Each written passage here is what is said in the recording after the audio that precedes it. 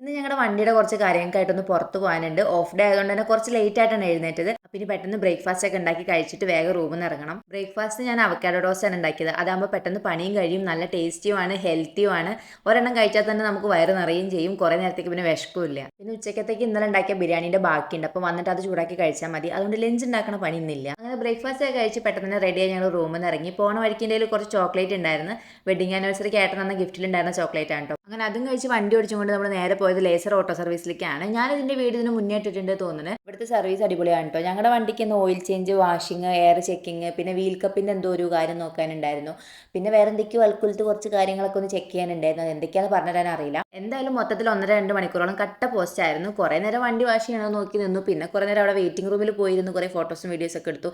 എന്നിട്ടും ബോറടി മാറാഞ്ഞപ്പോൾ ഞങ്ങൾ വെറുതെ റോട്ടിങ് ഇറങ്ങിയപ്പം അവിടെ ഈ സെക്കൻഡ് ഹാൻഡ് സാധനങ്ങൾ ഇട്ട് വിൽക്കുന്നുണ്ട്, നല്ല തിരക്കും. എനിക്ക് തോന്നുന്നത് ഫ്രൈഡേ മാർക്കറ്റ് ആണെന്ന്. എനിക്ക് കണ്ടപ്പോൾ ഞങ്ങളുടെ തിരൂര് ഉണ്ടാവാറുള്ള വെള്ളിയാഴ്ച ചന്തയായിട്ട് ഓർമ്മ വന്നത്. അങ്ങനെ പിന്നെ അവിടെ കുറേ നേരം സാധനങ്ങളൊക്കെ നോക്കി തേരാപ്പാര നടന്ന് തിരിച്ചു വന്നപ്പോഴത്തേക്കും നമ്മുടെ വണ്ടിയുടെ പണികളൊക്കെ കഴിഞ്ഞ് കുളിച്ച് സുന്ദരക്കുട്ടപ്പനായിട്ട് നിൽക്കുന്നുണ്ട്. പിന്നെ അവിടെ പേയ്മെൻറ്റും ചെയ്ത് വണ്ടി എടുത്ത് ഇറങ്ങി നേരെ റൂമിലേക്ക് പോരാതാണ് വിചാരിച്ചത്. പക്ഷെ അപ്പോഴത്തേക്കും വൈകുന്നേരം ആയിട്ടും ഉണ്ടായിരുന്നു, വിശക്കാനും തുടങ്ങിയിട്ടുണ്ടായിരുന്നു. അതുകൊണ്ട് നമ്മളൊന്ന് ചായ കുടിക്കാമെന്ന് വിചാരിച്ചു. അപ്പോൾ പിന്നെ റിഫയിലുള്ള ഞങ്ങളുടെ ഫേവറേറ്റ് ടീ ഷോപ്പിലേക്ക് നേരെ വണ്ടി വിട്ടു. അവിടെ പോയിട്ട് ഓരോ ഗ്ലാസ് ചായയും കുറച്ച് ചായക്കടികളൊക്കെ കഴിച്ചിട്ട് പിന്നെ നേരെ റൂമിലേക്ക് പോയിരുന്നു. ഈ റൂമിൽ പോയിട്ട് വേണം നമ്മുടെ ബിരിയാണി ചൂടാക്കി കഴിക്കാൻ.